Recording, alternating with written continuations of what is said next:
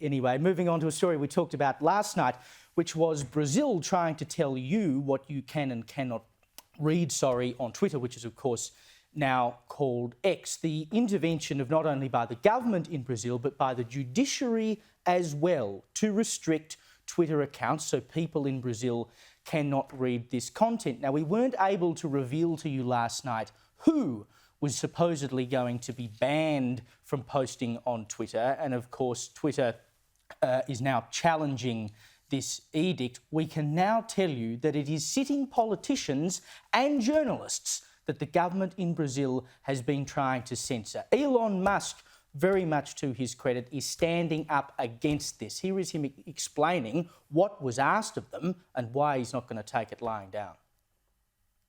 The final straw is we were being given demands to suspend sitting members of the parliament and major journalists.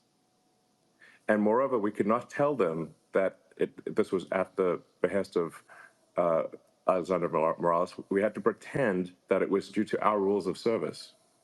And that was the final straw, and we said no.